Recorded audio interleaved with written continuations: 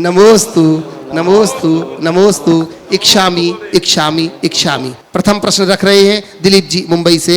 दिव्यांश जैन तैयार रहेंगे। नमोस्तु गुरुदेव, नमोस्तु।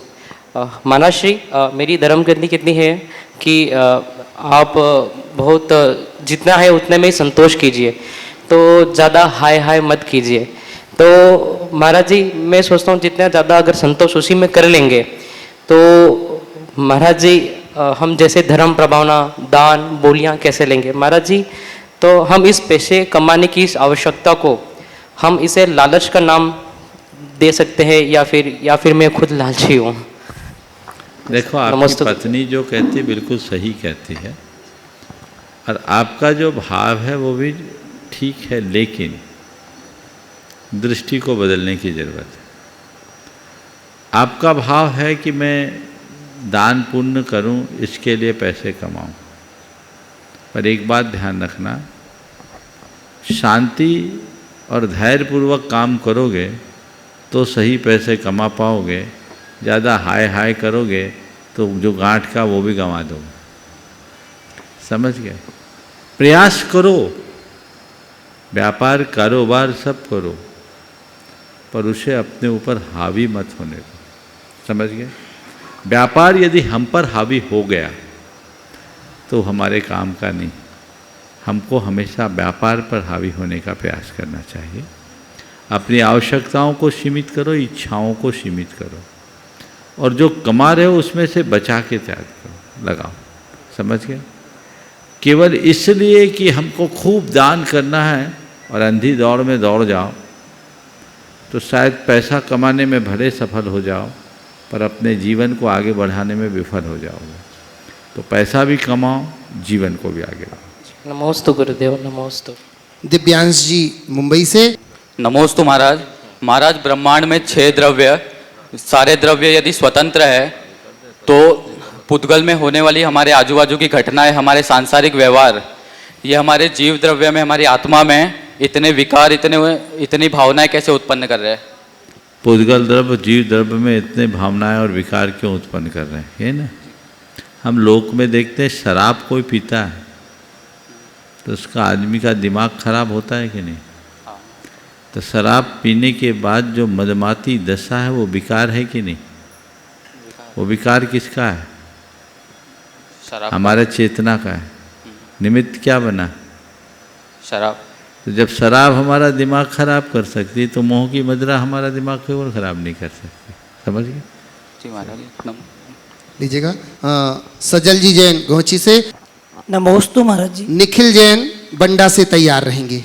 महाराज श्री जी, हमारे जिनालयों को देखकर बहुत गौरवान्वित हम होते हैं, और मेरा थोड़ा सा विचार ऐसा होता है इतिहास परक कि अपन लोग इतनी प्रतिमाएं ऊपर नक्काशी में बनाते हैं, यदि जैन प्रतीक शिखर आदि में बनाए जाएं तो अलग से प्रकट होगा कि ये जैनालय है।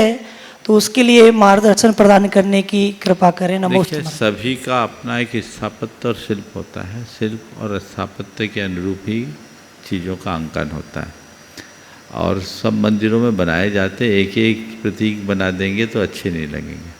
आपने इस मंदिर को ध्यान से देखा? आपको कुछ दिखा?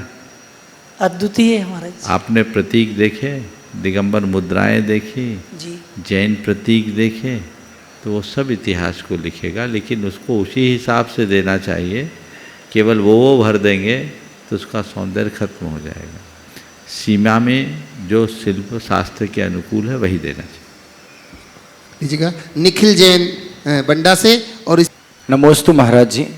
महाराज जी, मेरा ये प्रश्न है, जिन दर्शन की विधि तो हम सभी जानते हैं, परंतु जो सुप्रसिद्ध साधु हैं उनके पास बहुत भीड़ होती है, और उस समय अनेक लोगों के मन में तरह तरह की भावनाएं भी होती हैं यदि दर्शन नहीं मिल पाते हैं कई बार। तो ऐसी क्या दर्शन की विधि है जिसके कारण हम सभी को गुरुओं के दर्शन भी हो जाएं और नई पीढ़ी को गुरु दर्शन की महात्मा भी पता चले? अभी दर्शन हो रहे कि नहीं? दर्शन का मतलब क्या है? कमरे में आओगे तभी दर्शन होगा। जितने प्रसिद्ध साधु जन हैं वो सबसे ज़्यादा दर्शन देते हैं। पर तुम लोगों का जी नहीं भरता। संतोष करो, थोक में लो। अब हजारों की भीड़ है और हर कोई चाहे कि मैं बिल्कुल निकट जाकर आशीर्वाद लूं, तो ये बताओ, हम दर्शन देने के लिए पैदा हुए, साधु बने हैं कि अपनी साधना करने के लिए? साधना के लिए। साधु का दर्शन केवल उनके निकट जाने का मतलब नहीं है। साधु की मुद्रा से प्रेरणा पाना ही सच्चा दर्शन है। दर्शन का मतलब क्या है? जो मोक्ष मार्ग को दिखाए वो दर्शन है। साधु की इस मुद्रा को ही दर्शन कहा है शास्त्र में। दंसे मोक्षमग्गम सम्मतम संजमम सुधम्मम च नानम करण सद्धे चिम्मग्गे दंसनम होई। जो ज्ञान और क्रिया में शुद्ध हो और जो मोक्ष मार्ग को, सम्यक को, सुधर्म को दिखाए वो दर्शन है। तब कोई साधु अगर प्रसिद्ध है तो हमें ये सोचना चाहिए कि उनके चरणों में दूर से भी चले गए, उनका आभा मंडल इतना है कि हम निहाल हो जाएंगे। और एक बात बोलूं, हम मुनियों के निकट आने का तो फिर भी तुम्हें सौभाग्य मिल रहा है। आचार्य भगवान के भी निकट जा पा रहे हो। जब वो तीर्थंकर बन जाएंगे ना, तो वो भी नहीं हो पाएगा। गणधर भी नहीं छू पाते। एक कटनी नीचे प्रथम पीठ पर चढ़ करके परिक्रमा दे के संतोष करते और दूर अपनी सभा में बैठ करके आनंदित होते हैं। तो सच्चा दर्शन तो वही है। इसलिए सभी भक्तों से कहता हूं कि दर्शन के लिए जब भी आओ, हर साधु की अपनी दिनचर्या होती है, उनके समय और सुविधा से आओ। और उनका उपदेश लाभ हम लोग इकट्ठे देते हैं। क्यों देते हैं? हम आपकी कोई नौकरी भजा रहे हैं क्या? बोलो, हमारी कोई ड्यूटी बंधी हुई है क्या कि हमें तुम्हें इतना देना ही है? बस हमारे गुरु ने कहा कि जैसे उदारता से मैंने तुम्हें दिया है, उसी उदारता से तुम्हें भी बांटना है। तो हम लोग बांटते हैं इस करुणा भाव से। तुम सहेजो ना, लो ना, आनंद से लो, अपने भावों में संयम रखो। और तुम लोगों को तो इतना दर्शन मिल रहा है, हमें तो वो भी दर्शन सुलभ नहीं है, सालों दूर रहते हैं, लेकिन तुमसे ज़्यादा दर्शन करते हैं, क्योंकि जब आंखें बंद करते हैं उनके दर्शन होते हैं। जय हो। गुरु को हृदय में बिठाओ, उनके आदर्शों को आत्मसात करो। और ये भावना भाव सारे संसार के लोग गुरु चरणों में आ जाए। एक बार एक ने कहा, ऐसी चर्चा आई कि सारे संसार के लोग गुरु चरणों में आ जाए, तो बीच में टोका कि सारे संसार के लोग गुरु चरणों में आ जाए पर मेरा स्थान वही रहे जो आज है। ये बड़े स्वार्थी और मतलबी प्रवृत्ति के लोग, समझ गए? तो ऐसे स्वार्थी वृत्ति से बचना चाहिए, मतलबीपन से बचना चाहिए और जीवन की दिशा को व्यवस्थित करना चाहिए। जीत जैन भोपाल से। नमोस्तु गुरुदेव, नमोस्तु। मेरा और मेरे परिवार की ओर से बारंबार नमोस्तु नमोस्तु नमोस्तु। सभी छुल्लक जी महाराज जी को इच्छामी इच्छामी इच्छामी। महाराज जी, मेरा प्रश्न यह है कि हम अपनी स्पीकिंग स्किल्स को कैसे बढ़ाएं, जैसे कि स्पीकिंग स्किल्स को कैसे बढ़ाएं। जैसे हमारे मन में कई सारी चीज़ें आती है जो लोगों के लिए प्रॉफिटेबल रहेंगी, लेकिन हम नहीं बता पाते कि थोड़े बहुत शर्म आ जाती है और लोग क्या सोचेंगे, इस कारण से हम लोग रह जाते हैं। तो महाराज जी, हम अपनी स्पीकिंग स्किल्स को कैसे बढ़ाएं? देखो, स्पीकिंग स्किल्स को बढ़ाने के लिए पहले तो एक बात सही है कि हर जगह तुम बताओगे तो लोग कहेंगे तुम बच्चे हो, अभी तुम क्या बता रहे हो। दूसरी बात, किसी के पास कितना भी स्किल हो, बिना पूछे बताने पर उसका महत्व ख़त्म हो जाता है, समझ गए? तो हमारा महत्व बरकरार रहे। तो कोई पूछे तो बताए पहला, लेकिन हम अपना स्किल डेवलप कैसे करें, एक बड़ा सरल तरीका बताएं। आईना के पास बैठो और अपनी बात कहना शुरू करो और खुद को खुद बात करते हुए दिखाओ, अपनी बात प्रस्तुत करते हुए दिखाओ। गांधी जी ऐसा प्रयोग करते थे, उससे स्पीकिंग स्किल बहुत स्ट्रांग होती है।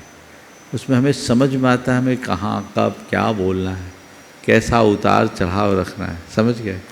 तो ये स्किल को डेवलप करना चाहिए। हालांकि मेरा अनुभव बताता है कि ये प्रतिभा नैसर्गिक होती है, समय के साथ अपने आप आने लगती, समझ गया। आज मैं अपनी बात कर रहा हूँ, मैंने कोई प्रैक्टिस नहीं की, यहाँ की प्रवचन करने की प्रैक्टिस करनी हो, लेकिन कॉन्फिडेंस था, करते करते यहाँ तक पहुँच गए। तो समय अपने आप चीज़ों को देता है। बस अगर व्यक्ति जीवन के प्रारंभिक दौर में ठोस अध्ययन कर लेता है तो उसके लिए वो सारी चीज़ें बहुत सहज हो जाती। जतिन जी नमोस्तु जैन। महाराज। मुनिषि प्रणम सागर जी महाराज के चरणों में हम सभी का कोटि कोटि नमोस्तु नमोस्तु नमोस्तु। हे स्वामी, हम आपसे ये पूछना चाहते हैं, हम सभी युवा हैं और आधुनिकता का काल चल रहा है। इस आधुनिकता के काल में भी हम आज की युवा पीढ़ी को धर्म क्षेत्र से, धर्म संस्कार से किस प्रकार से जोड़ने का प्रयत्न कर सकते हैं, इस बारे में मार्गदर्शन दीजिए। युवा पीढ़ी को धर्म संस्कार से जोड़ने का प्रयास कैसे कर सकते हैं? मैं तो कहता हूँ धर्म के लॉजिकल और प्रैक्टिकल एस्पेक्ट को रखो। आज के युवा को अगर सही तरीके से धर्म समझाया जाए तो बहुत अच्छे से वो न केवल आत्मसात करता है, अभी तो उसको अपने जीवन में उतार कर एक उदाहरण भी बन जाता है। हम लोग धर्म के नाम पर कुछ क्रियाओं तक अपने आप को सीमित रखते हैं, केवल रिचुअल की बात करते हैं। रिचुअल पर हमारा ध्यान होना चाहिए, लेकिन उसके पहले व्यक्ति को तत्वबोध कराना चाहिए, स्पिरिचुअल की तरफ ध्यान होना चाहिए। स्पिरिचुअल से रिचुअल की ओर जाएंगे तो हमारे लिए सहजगम्य होगा। तो आज का युवा, ये मिथ्या आरोप है कि युवा धर्म से दूर है। युवा को धर्म एक आदर्श के रूप में प्रस्तुत करके बताओ, वो जितने अच्छे से फॉलो करेगा, बड़े बड़े भी नहीं कर पाएगा। धन्यवाद महाराज जी। नमोस्तु महाराज, नमोस्तु। निवेदन कर रहा हूँ विनोद जी छावड़ा। पूज्य गुरुवर को त्रैबार नमोस्तु नमोस्तु नमोस्तु। छुल्लक जी को मेरे और मेरे पूरे परिवार की तरफ से इच्छामी इच्छामी इच्छामी। गुरुवर, माफ़ी मांगना तो आसान हो जाता है, आसानी से हो जाता है, परंतु किसी को माफ़ करना हो तो सरलता नहीं रहती। तो गुरुवर, माफ़ी हृदय से, आंतरिक भावों से दे दें, इसका सरल रास्ता कैसे हो? मन में सरलता आ जाए तो माफ़ करने में कोई कठिनाई नहीं, लेकिन आपने पूछा माफ़ी हृदय से दे सके, इसका सरल रास्ता क्या है?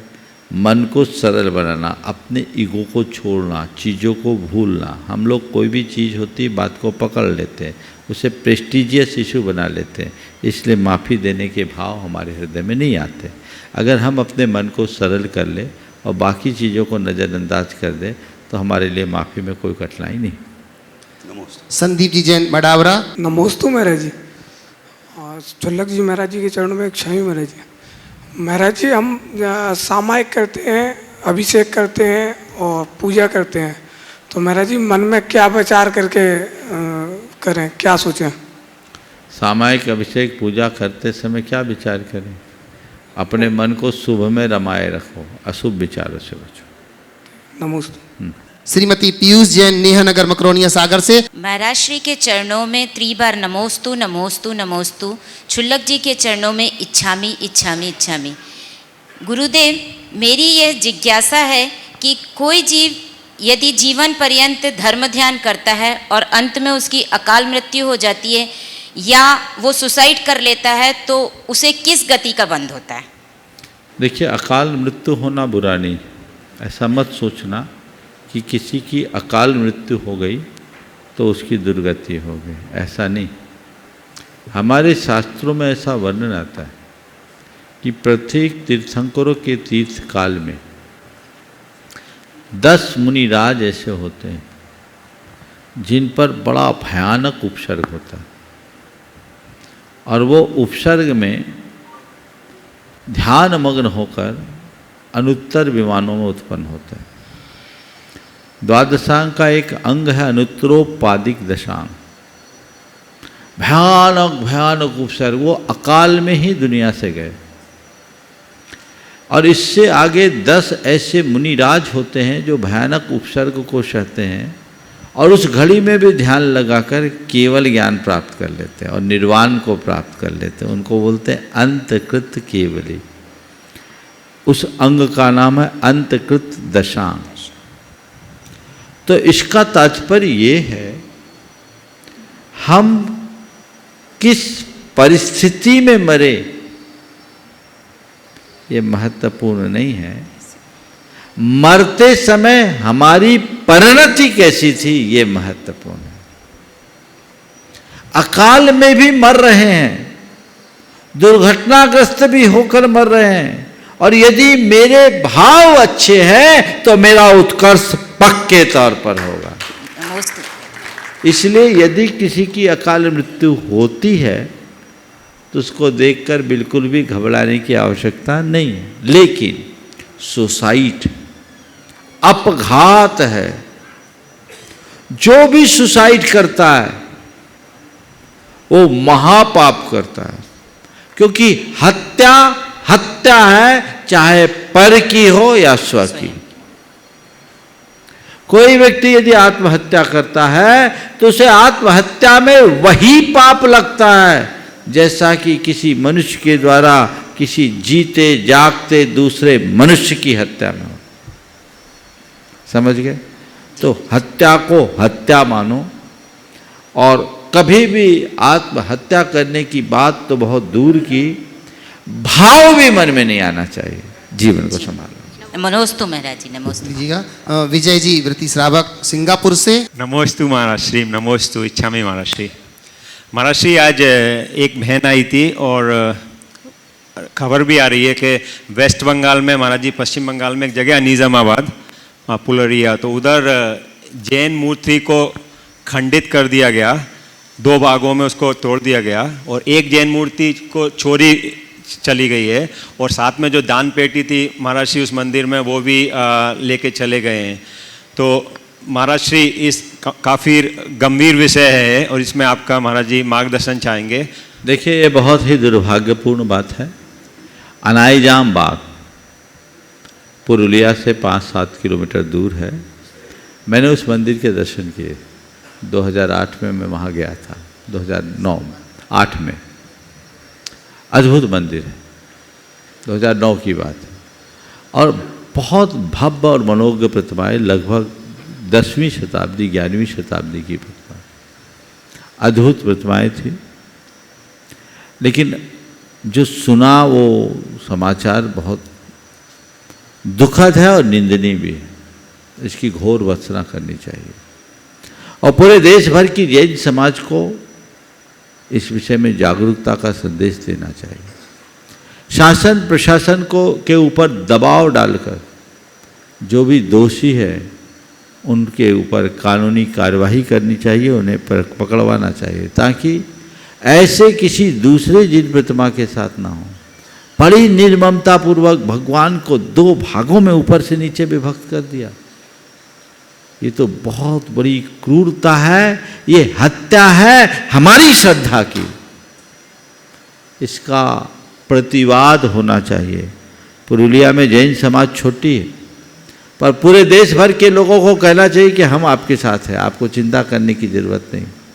चूँकि पश्चिम बंगाल से संबद्ध मामला है, तो पश्चिम बंगाल की सारी समाज को इसमें आगे आना चाहिए। कोलकाता पश्चिम बंगाल की राजधानी है और कोलकाता में जैन समाज का बाहुल्य है। कोलकाता की समाज को भी इसमें अपनी तत्परता दिखानी चाहिए, और ये सुनिश्चित करना चाहिए कि आगे इस तरह के धरोहरों के साथ किसी भी प्रकार की पुनरावृत्ति न हो। हम ऐसे चुप रहेंगे तो आज एक हुआ, कल दूसरे, परसों तीसरे मंदिर में भी हो सकता है। पुरुलिया जिले में, बांकुड़ा जिले में भरमार है हमारे जैन पुरातत्व का, क्योंकि कभी ये जैनों का बहुत बड़ा केंद्र हुआ करता था। आज वहाँ विध्वंस हो गया, लेकिन आज भी अनेक जिन प्रतिमाएं हैं, हमें उन्हें सुरक्षित करने के लिए तत्परता दिखानी चाहिए। और हमें पूरे देश के मंदिरों की सुरक्षा के लिए खुद जागरूक होना चाहिए, कैमरे लगाना चाहिए और कैमरे की हमेशा मॉनिटरिंग होनी चाहिए। आज भी देश के इतनी टेक्नोलॉजी के आगे बढ़ जाने के बाद और समाज के इतने सक्षम होने के बाद भी बहुत सारे मंदिरों में कैमरे उपलब्ध नहीं होंगे, और कैमरे है भी तो उसकी मॉनिटरिंग नहीं है। जब घटनाएं घटती है तो लोग हो हल्ला मचाते हैं। हमारी व्यवस्था ऐसी होनी चाहिए, हमें तत्परता से काम करना चाहिए ताकि इस तरह की घटनाएं हो ही नहीं, क्योंकि ये हमारे लिए बहुत दुखदाई है। जिनकी हम पूजा अर्चना करते हैं, हमारे आराध्य के साथ इस तरह का क्रूर कृत्य हो, यह बर्दाश्त के योग्य कैसे होगा? ये सभी को हैरान करने वाली बात है। तो हमें समाज को भी जागरूक रहना चाहिए और मंदिरों में भी सुरक्षा के प्रति विशेष ध्यान देना चाहिए। हमारे मंदिरों में जो पैसा आता है, लोग बैंक बैलेंस बढ़ाते हैं, फिक्स डिपॉजिट बढ़ाने में लग जाते हैं, पर प्रबंध और संचालन में उस पर जितना ध्यान देना चाहिए कम देते हैं। पहली प्राथमिकता आपके मंदिर में जो दान आता है बैंक में रखने के लिए नहीं दिया जाता, वो पैसा मंदिर के रख रखाव के लिए दिया जाता है और उसमें कोई कसर नहीं छोड़ना चाहिए। सभी को, मैं मंदिर के मैनेजमेंट से जुड़े लोगों को कहूँगा, क्योंकि अगर आप जनता के द्वारा दिए गए दान का सदुपयोग नहीं करते तो महापाप के भागी बनते। हर मंदिर के संचालकों और प्रबंधकों को ये चाहिए कि ऐसी व्यवस्था सुनिश्चित करे कि कभी कोई ऐसा देख भी ना पाए, और यदि किसी मंदिर की आर्थिक स्थिति अनुकूल नहीं है तो उसके लिए भी व्यवस्थाएं बनानी चाहिए, और समाज के समर्थ मंदिरों के फंड से उनको पैसा दे करके सुरक्षा करना चाहिए, क्योंकि मंदिर हमारे हैं, भगवान हमारे। किसी मंदिर में आज आए नहीं है, लोग नहीं आते, दर्शनार्थी नहीं आते, समाज नहीं है, तो वहाँ की आमदनी कम है।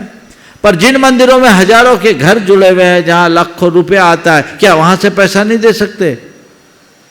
तुम्हारे पास सरप्लस है तो आसपास के लोगों को करो। और मैं तो सुझाव देना चाहूँगा इस घटनाक्रम से सीख लेते हुए कि हर जिले में जहाँ भी ऐसे मंदिर है जहाँ रख रखाव की व्यवस्था की कमी है, वो अपने जिलों के जो भी समृद्ध समाज है और वहाँ के मंदिरों से संपर्क करे, उन तक ये व्यवस्था करे। और मैं चाहूँगा इसकी सूचनाएं भी लोग दे, किन किन मंदिरों में एक सर्वे हो जाए, प्रमाणिक ऐप में भी इसकी सूचना दे सकते हैं, ताकि उसके लिए कोई ठोस कार्य योजना बना करके पहल की जा सके और ये सुनिश्चित किया जा सके कि हमारे देश का एक भी मंदिर असुरक्षित ना हो। ये व्यवस्था बने। महाराष्ट्र ये देव से संबंधित थी, और आज पता पड़ा कि गुरु से संबंधित भी चर्चा आई है, जिसमें कि महाराष्ट्र देखिए सड़क दुर्घटनाएं बहुत हो रही है, और ये समाज की जिम्मेदारी है कि साधु संतों के विहार पर समाज ध्यान दे। और जब सरकार का सर्कुलेशन निकल चुका है तो पहला प्रयास तो ये करना चाहिए कि कहीं से भी साधु संतों का विहार हो तो संबंधित थाने को उसकी सूचना देनी चाहिए, और ये प्रशासन की जिम्मेदारी है, ऐसा सर्कुलर है कि वो आपको प्रोटेक्शन दे। ये व्यवस्थाएं आप सबको बनानी चाहिए, और इसके साथ साथ समाज के लोगों को चाहिए कि साधुओं का निर्बाध विहार हो तो उनके साथ लोग हो, और साधु भी इस तरीके से विहार करे ताकि वो गाड़ी घोड़े के बीच में न आए, एक साइड से करे और सही समय पर करे। कतिपय ऐसी भी घटनाएं आई हैं कि अल सुबह, बल्कि दिन निकलने से पहले भी कुछ साधुगण विहार कर देते हैं, तो उससे भी दिक्कतें आती है, क्योंकि वो नींद का समय होता है या और भी समय होता है। तो हमें अपने विहार को पूरी तरह से सुरक्षित करते हुए चलना चाहिए और उसके लिए तत्परता दिखाना। नमस्ते महाराज। बंधुओं, हमें बड़ी प्रसन्नता है, लोगों ने गुणायतन के आह्वान पर गुणायतन के लिए अनेक प्रकार से सहयोग देने का मन बनाया है। आज हमारे यहाँ जो पंचायत शैली का जिनालय बन रहा है, उस जिनालय में स्वर्णदान के लिए श्रीमती नीता जी भोपाल से इन्होंने एक सोने की अंगूठी समर्पित की है। जोरदार ताली बजा करके हम उनका त्याग की अनुमोदना करते हैं। वहीं बंधुओं, निर्वाण निधि के रूप में सदस्य योजना से जो जुड़े हैं, ऐसे श्री प्रीतम कुमार जी कोट, गलतागा वेलगांव कर्नाटक से जोरदार ताली बजा करके उनका अभिनंदन करते हैं। वहीं सूत्रधार के रूप में जो जुड़े हैं श्रीमती प्रेमलता जी सरावगी, श्री मुरारी लाल जी सरावगी विशाखापट्टनम आंध्र प्रदेश से, पुनः जोरदार ताली बजाकर उनका अभिनंदन करते हैं। जो यहाँ पर उपस्थित हैं जिन्होंने अपने आप को सूत्रधार से जोड़ा है, ऐसे श्रीमती अनीता जी, धर्मपत्नी श्री प्रदीप जी जैन, तरुण जी जैन, काजल जैन, हेमांक जैन जी हरियाणा से यहाँ पर उपस्थित है। मैं निवेदन करता हूँ मंच के ऊपर आए और जोरदार तालियों से उनका अभिनंदन करते हैं। गुणायतन और श्री सेवायतन परिवार उनका अभिनंदन करता है। मैं इनके अभिनंदन करने के लिए बड़े सम्मान के साथ आवाज दे रहा हूं हमारे बीच में श्रीमान सुभाष जी पूनम जी सीईओ हमारे गुणायतन के, मैं निवेदन करता हूं।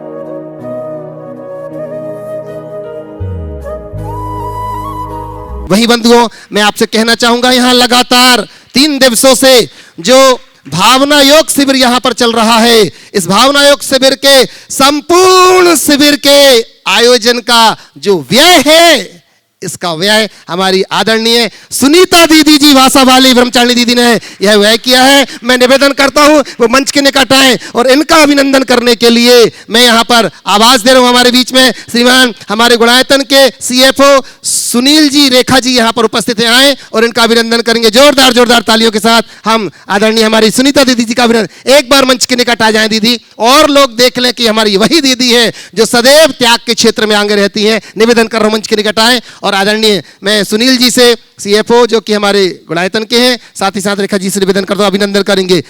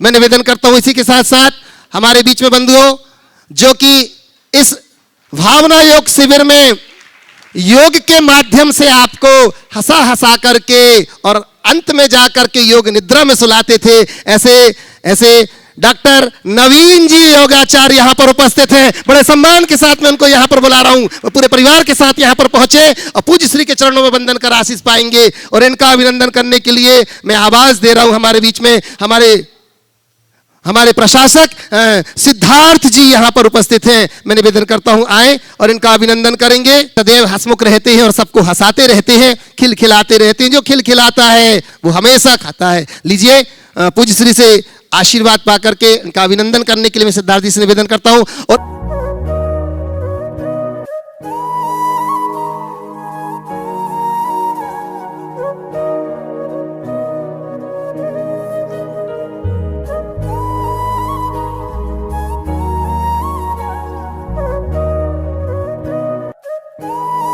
इसी क्रम में बंधुओं हमारे बीच में जिन्होंने भावना योग को अपने जीवन में धारण किया है और न जाने कितने समय से, मैं तो कहता हूं जब से भावना योग महाराज श्री ने प्रारंभ किया तब से जुड़े हुए हमारे बीच में राजेश जी यहां पर उपस्थित है। पुणे से मैं निवेदन करता हूं बड़े सम्मान के साथ जिन्होंने अपना तन मन धन समर्पित किया है इस कार्य के लिए, मैं निवेदन कर रहा हूं। और इनका अभिनंदन करने के लिए हमारे बीच में मैं निवेदन करता हूं प्रमोद जी जो कि महावीर मेडिकल सागर से हमारे बीच में हैं, गुणायतन ट्रस्टी आए, हमारे राजेश जी का अभिनंदन कर रहे हैं। जोरदार करतर ध्वनि से हम उनका अभिनंदन करते हैं।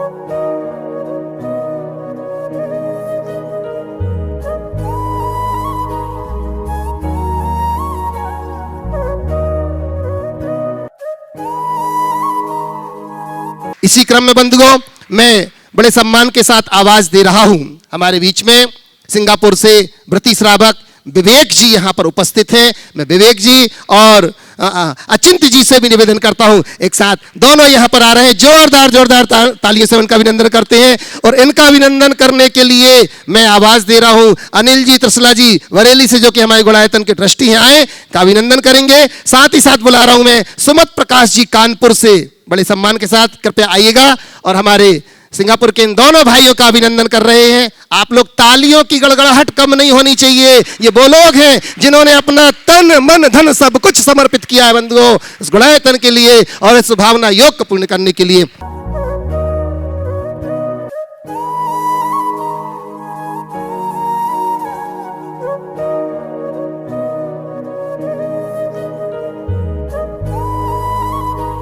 आइएगा। इसी क्रम में मैं आवाज दे रहा हूं बंधुओं, जो सिंगापुर में रह करके वहां के बच्चों को पढ़ाने में, प्रामाणिक पाठशाला में जिन्होंने अपनी अहम भूमिका निभाई है, मैं बहन रुचि जी को यहां पर आमंत्रित करता हूं, कृपया यहां पर आए। जोरदार तालियों से हम उनका अभिनंदन करते हैं। और उनका अभिनंदन करने के लिए मैं निवेदन करता हूं, हमारे बीच में श्रीमती पूनम जी यहां पर उपस्थित हैं। और यहां से मैं निवेदन करता हूं साधना जी से श्रीमान Vijay ji advocate supreme court Delhi से, पूनम जी से निवेदन करता हूं और निवेदन करता हूं साधना जी से कि हमारी बहन रुचि जी का अभिनंदन करेंगे। आप लोग तालियों की गड़गड़ाहट कम नहीं होने दें। देखो, सम्मान में जितनी तालियां बजाओगे उतना ज्यादा पुण्य अपने कोटे में भरते जाओगे। आइए।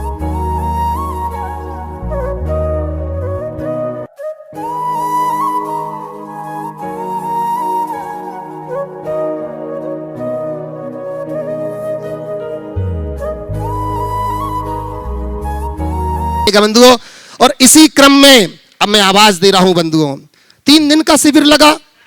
शिविर बिल्कुल बहुत अच्छे से आप देख रहे हैं, कितना सक्सेस रहा है आप जान ही रहे हैं। पर जब तक कि कहते हैं भूखे भजन ना हो गोपाला, अगर पेट भरा नहीं होगा तो बहुत मुश्किल होगा भैया योग करने में। तो जिन्होंने 3 दिवसों से समस्त शिवरार्थियों की भोजन व्यवस्था अपने ऊपर ले रखी और सबको समुचित भोजन पहुंचाया, उनको शुद्ध भोजन कराया, मैं निवेदन कर रहा हूं पूरी टीम को। यहां पर गोल्डी भैया जी की पूरी टीम रीवा से हमारे बीच में यहां पर है। भैया गोल्डी भैया जी है, राहुल भैया गोल्डी रीवा से, बिमल जी अमरपाटन से, चंद्रशेखर जी अमरपाटन से, अशोक जी अमरपाटन से और अरविंद जी निवाड़ी से हमारे बीच में है। मैं पूरी टीम को यहां पर आमंत्रित करता हूं, एक साथ एक बार पूरी टीम आ जाए। जो शिविर में नहीं आए, आपको ये चेहरे यहां नहीं दिखे होंगे, आप योग कर रहे थे, आप यहां पर ध्यान लगा रहे थे, पर ये लोग वहां बैठ करके आपके भोजन की व्यवस्था कर रहे थे। जोरदार। और मैं निवेदन करता हूं श्रीमती गोल्डी जी भी यहां पर आ जाएं, नहीं बाकी सबके परिवार के लोग हो तो एक साथ यहां पर आ जाएं। मैं निवेदन करता हूं पूरा परिवार आ जाए। और इनका अभिनंदन करने के लिए मैं पुनः आवाज दे रहा हूं हमारे गुणायतन के सीएफओ सुनील जी और सुभाष जी, पूनम जी सीईओ। मैं साथ ही साथ आवाज दे रहा हूं अखिलेश भैया, सत भैया हमारे टीकमगढ़ से गुणायतन ट्रस्टी, और साथ ही साथ अनूप जी जैन प्रयागराज से हैं। मैं निवेदन करता हूं कृपया आए। विजय जी से निवेदन करता हूं क्योंकि हमारे इन सभी लोगों का एक साथ अभिनंदन हो रहे हैं। मैं विजय जी से भी निवेदन करता हूं, एडवोकेट सुप्रीम कोर्ट दिल्ली आए। निवेदन कर रहा हूं अनूप जी, हमारे सभी साथियों का एक साथ अभिनंदन कर रहे हैं। ये बड़े गौरव की बात है बंधुओं, जिन्होंने शिविर को और लीजिए। और इसी के बाद मैं निवेदन करूंगा अपने प्रश्न रखने के लिए आदरणीय हमारी सुनीता दीदी जी से। परम पूज्य गुरुवर के चरणों में नमोस्तु, सभी छुल्लक जी महाराजों के चरणों में इच्छामी। सबसे पहले तो जितने लोग शिविरार्थी हैं, हमारा गुरुजी आपसे सबसे पहली तो विनम्र निवेदन है कि जैसे आज सब लोग शिविर में इकट्ठे हुए हैं, ऐसे आपके सानिध्य में हम लोगों को और भी चांस मिले कि हम सब शिवरार्थी बन करके आपके चरणों में बारंबार नमोस्तु करते हैं। और जितने भी शिवरार्थी आए हैं, अगर आप लोगों को हम लोगों की व्यवस्था में कोई कमी महसूस हुई हो तो आप लोग हमें सुझाव दे करके जाएं। और गुरुवर, हमारा आपसे क्वेश्चन नहीं है, निवेदन है कि हम लोगों को जैसे अभी ये शिविर का आनंद मिला है, जैसे आपने उस दिन कहा था ना कि सप्लाई के पानी में और झरना के पानी में अंतर होता है, तो कम से कम हम लोगों को एक आगामी तारीख बता दो कि उसको भी शिविर को हम लोग अटेंड करें और हम अपना द्रव्य दान सही जगह लगाएं। हमारी आपसे यही निवेदन है। और हाँ, क्या बोलिए आप? हम ये अगला शिविर कब लगेगा? बिल्कुल भावना भाई है, आप चाहो तो हर महीने शिविर लगा लो, उसमें क्या है। हाँ, हम तो तैयार हैं गुरुजी, तैयार है। अगला कार्यक्रम निश्चित होने दीजिए और उसके बाद ये भी हो जाएगा। और ऐसी भावना सबको रखनी चाहिए और बढ़ाना चाहिए। अभी आज सुबह कोई आवाज़ मेरे कान में आई, बोल दो बोल दो। बहन जी के लिए एक बार जोरदार करतध्वनि कर दीजिए। बहुत उदारता और भावना से अपना काम करती है। एक व्यक्ति ने जब सुबह आज इन्होंने पूरे शिविर के सौजन्य की भावना प्रकट की तो कुछ काना फूसी हुई कि बहन जी करती क्या है, इनके पास पैसा कहाँ से आता है। ये बड़ा विचित्र हाल है। मैं आपको बताऊं, ये इनके पिता की उदारता और दूरदर्शिता का प्रतिफल है। इनके पिताजी ने जिस दिन इन्होंने ब्रह्मचर्य व्रत लिया उसी दिन इनका हिस्सा इनके लिए सौंप दिया। और इनके भाई जो अपना बहुत अच्छा बिजनेस संभालते हैं, वो भी पूरी उदारता के साथ कहते हैं हम तो पैसा कमाते हैं, आप पुण्य कमाओ ताकि हमारा बैलेंस बना रहे। आप लोगों से मैं कहूँगा कि त्यागी वृत्तियों को लेकर के आप कभी संशय मत करना कि जिनके पास कुछ नहीं है वही त्यागी वृत्ति होता है। सच्चे अर्थों में देखा जाए तो त्यागी वृत्ति वही होता है जो सब कुछ त्याग देता है। देखो हमारे संग में जो महाराज लोग बैठे हैं, मल्टीनेशनल कंपनी की लाखों के पैकेज छोड़ छोड़ के आए हैं महाराज लोग। आप क्या सोचते हो? इसलिए अपनी अवधारणा बदलना और हमेशा त्यागी वृत्तियों के प्रति सकारात्मक दृष्टि रखना। हमारे संघ की ऐसी कई ब्रह्मचारिणी बहनें हैं जिनके माँ बाप ने उनको करोड़ों की संपत्ति सौंपी है और आज भी वो अपने एक एक पाई का सदव्यय करते हैं। उनके पास खर्च की और कोई गुंजाइश रास्ता ही नहीं है। उनको कोई मौज मस्ती तो करना नहीं है, दान धर्म करके अपने जीवन को आगे बढ़ाते हैं। तो प्रेरणा लेना चाहिए। और फिर त्यागी वृत्ति में और तुम लोगों में एक अंतर है। त्यागी वृत्ति के पास 1 रुपया होता है तो 80 पैसा दान देने में संकोच नहीं करता, और तुम्हारे पास 1 रुपया होता है तो 5 पैसा भी दान निकालने का भाव नहीं बनता। बस यही अंतर है। सोच बदलोगे तो जीवन बदलेगा, ये भाव रखना चाहिए। दीजिएगा। हाँ, अगले प्रश्न के रूप में रुचि जैन, आरव जैन सिंगापुर से आ रहे हैं। यहाँ सम्मान का क्रम चला ही है। तुम्हारा श्री एक और शख्स ऐसा बैठा है यहाँ पर जो सम्माननीय है, कई दिवसों से आपके चरणों में रह करके जो आपकी सेवा में तत्पर है, इस गुणायतन के लिए जो समर्पित हो चुके हैं। हमारे बीच में दिल्ली से सुप्रीम कोर्ट के एडवोकेट विजय जी, साधना जी हमारे बीच में यहाँ पर है। मैं निवेदन करता हूँ एक बार मंच के ऊपर आए और संपूर्ण गुणायतन ट्रस्ट इनका अभिनंदन करता है। मैं निवेदन कर रहा हूँ विजय जी, साधना जी से कि मंच के ऊपर आए। जोरदार जोरदार करतर ध्वनि से बंधुओं, इतना बड़ा पद पा करके भी जिनके अंदर अहम नहीं, अहंकार नहीं, कितने विनम्र वो जो हैं पूज्य गुरु चरणों में जिन्होंने, मैं इनका अभिनंदन करने के लिए अशोक जी जो कि श्री से एडवोकेट है, मैं निवेदन करता हूँ सुभाष जी से निवेदन करता हूं। आप तो आ ही रहे हैं, मैं अशोक जी से भी निवेदन करता हूं। देखो एडवोकेट का सम्मान करने के लिए एडवोकेट आ रहा है, कितनी बड़ी बात है। मैं निवेदन करता हूं आइएगा। और आज बंधुओं एक विशेष बात है, इन्होंने पूरे 42 वर्ष पूरे कर लिए हैं वैवाहिक जीवन के। हम पूरा गुणायतन और सेवायतन परिवार इनका बहुत बहुत बहुत बहुत अभिनंदन करता है और बहुत बहुत बधाइयां देता है। लीजिएगा, इसी क्रम में इनका अभिनंदन।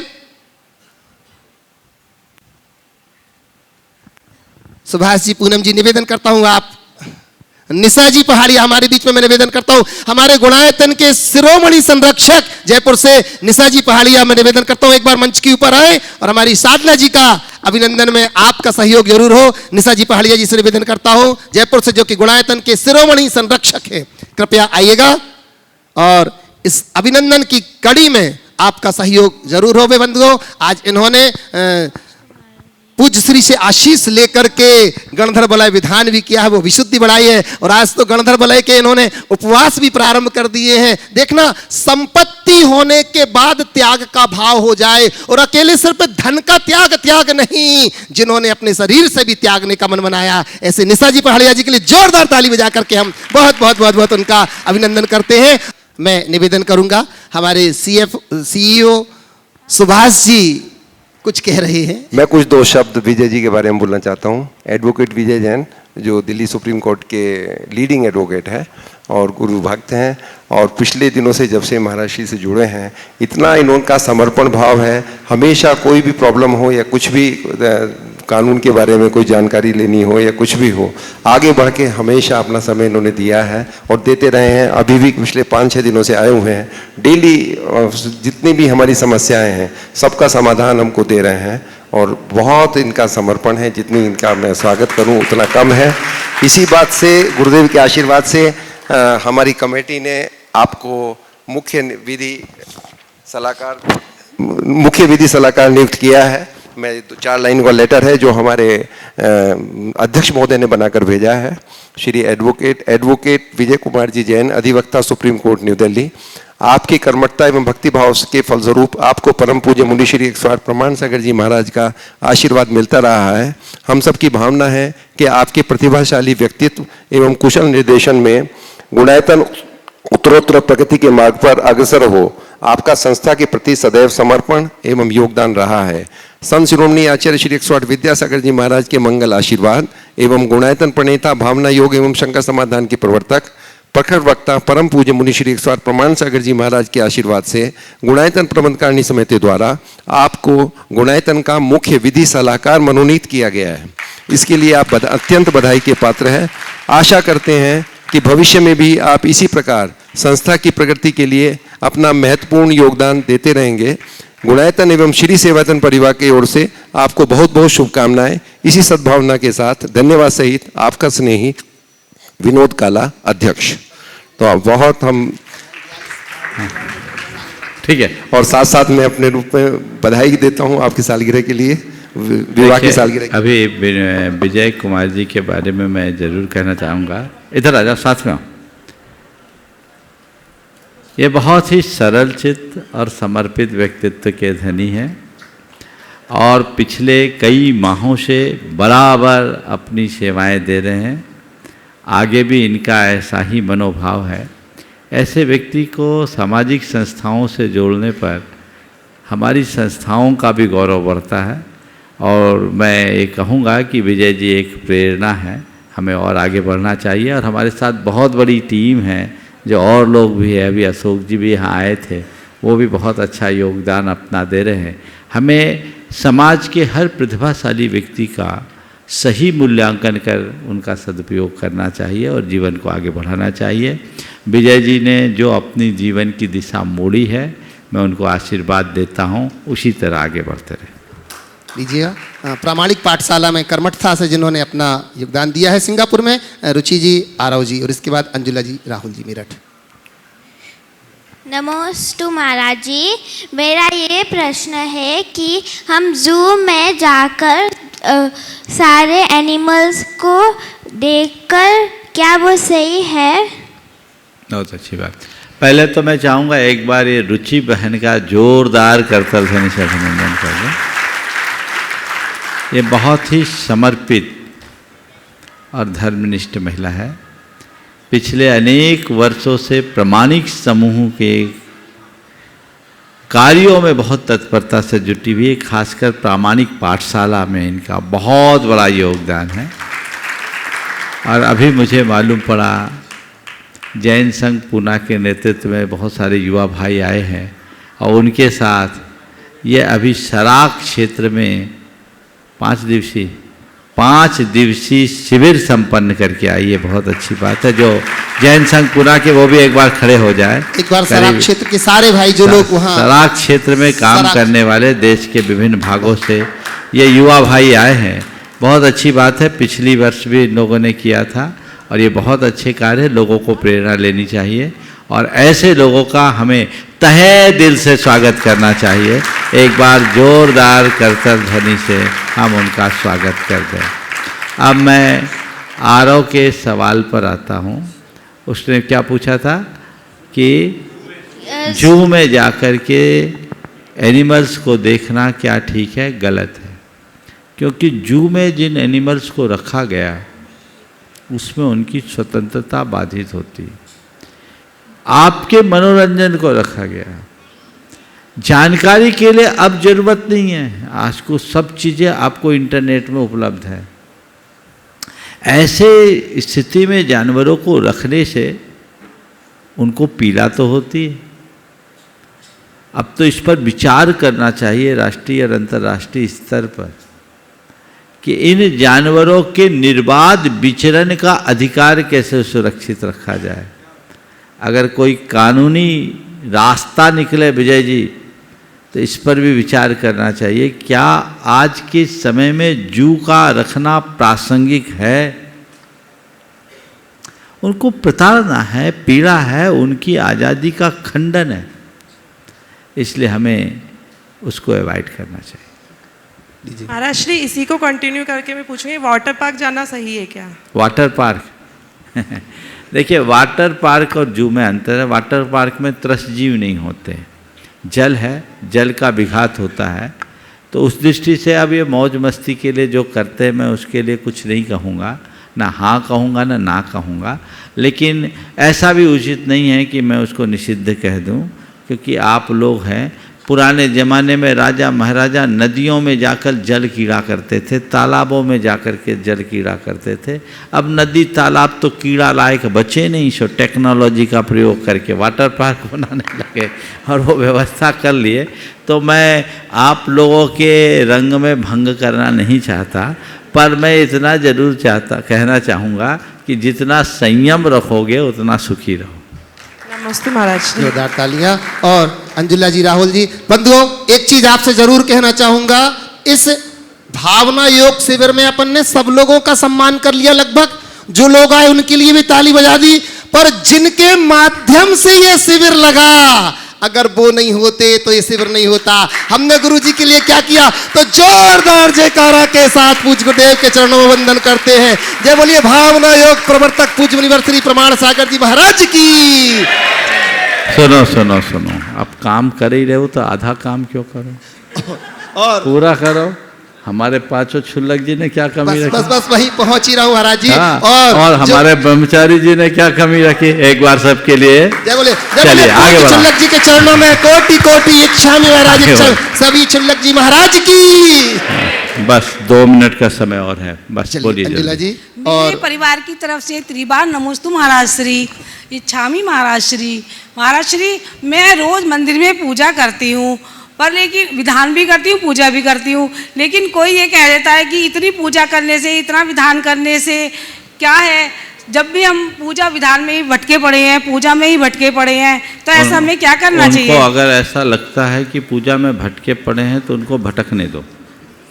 आपको तो नहीं लगता कि मैं पूजा में, तो बहुत मन तो लगता उनसे है। बोलो आप ज्ञान मत दो, मुझे क्या करना है पता है। आपको लगता है कि मैं भटकी हूँ, पर मैं तो मगन हूँ और भगवान से प्रार्थना करती हूँ ऐसी शक्ति मिल जाए कि आपके पास आऊँ तो कहीं जाऊँ ही नहीं, बस आपकी ही हो जाऊँ। लगे रहो। ये उन लोगों से ज्ञान लेने का कोई औचित्य नहीं जो इस तरह की सलाह देते हैं। उनको कुछ लेना न देना है, हमें अपना रास्ता खुद ठीक करना। देशना अनमोल शीघ्रता से आ रहे हैं, जल्दी से। देशना जी अनमोल। एक सवाल। महाराज जी, मेरा नाम अनमोल जैन है, मैं बरेली से आया हूँ। महाराज जी, मेरा प्रश्न यह है कि धर्म करने के लिए श्रद्धान की जरूरत है या शील गति वस्त्रों की? श्रद्धान की जरूरत है या शील गति वस्त्रों की, शालीन वस्त्रों की। शालीन वस्त्र। देखो श्रद्धान भी होना चाहिए, और श्रद्धान हो तो वस्त्रों में भी शालीनता होगी। ठीक है ना, चलिए। हाँ नमोस्तु महाराज। लीजिए, मैं निवेदन कर रहा हूँ अनिल जी त्रिशला जी बरेली से। बाहर से तो हम बहुत ज़्यादा समृद्ध हुए हैं गुरुवर, लेकिन आंतरिक रूप से देखने में हम खोखले होते जा रहे हैं। तो इस अंतर की वजह से समृद्ध होते हुए भी हम अंदर से भी कैसे मजबूत बने आंतरिक रूप से? देखिए, बाहर से समृद्ध हुए हैं, अंदर से कमज़ोर हुए हैं, केवल इसलिए क्योंकि हमने संसाधनों को तो महत्व दिया, मूल्यों को मूल्य नहीं दिया। जब हम संसाधनों के साथ अपने मूल्यों को महत्व देने लगेंगे तो हमारा रास्ता अपने आप प्रशस्त होगा। चलिए जल्दी। चलिए राहुल भैया जी, बस आखिरी है। हाँ, परम पूज्य मुनिश्री के चरणों में बारंबार नमोस्तु नमोस्तु नमोस्तु। सभी भाई लोगों से बोलेंगे, सभी भाई लोगों को आपका आशीर्वाद चाहिए गुरुजर। गुरुजी, हमारा इस बार हमारा सबसे छोटी बहन थी जिनाज्ञा, 2 साल की थी। सवाल करिए जल्दी जी। महाराज जी, पिछली बार हम आपके पास आए थे और हमने 10 लक्षण का शिविर लगाया था, और इस बार हमने थोड़ी सी उसकी कार्य रूप बदली और समर कैंप में आर्ट क्राफ्ट डिजाइन पेंटिंग आदि का शिविर लगाया, ताकि रोजगार परक एक कार्यशाला हो सके, धर्म के साथ रोजगार को भी हम जोड़ सकें। और वहां के कई लोगों ने ये भाव रखा है, चूंकि बंगाल है, थोड़ा सा रेस्ट्रिक्शन है महिलाओं के अंदर, वो आ नहीं पाते बाहर ट्रेनिंग के लिए। तो गुरुजी, हम ये चाहते हैं कि वहां पे एक ट्रेनिंग कैंप शुरू हो, और हम उसको कैसे आगे ले जाएं, इसके लिए गुरुजी मार्गदर्शन चाहिए आपको। देखिए, इसके लिए एक अच्छी ठोस कार्य योजना बनाइए, वहाँ की वास्तविकताओं को रेखांकित करते हुए। अगर इस अच्छी कार्य योजना बने तो उसको क्रियान्वित किया जा सकता है। एक बहुत अच्छा कार्य है, हमें इसे हाथ में लेना चाहिए और इसे आगे बढ़ाना चाहिए। इस प्रकार आज के इस सत्र को हस्तशिल्प परम पूज्य गुरुदेव के चरणों में नमन अर्पित करते हुए यहीं पर विराम। बोलिए परम पूज्य आचार्य गुरुवर श्री विद्या। अपने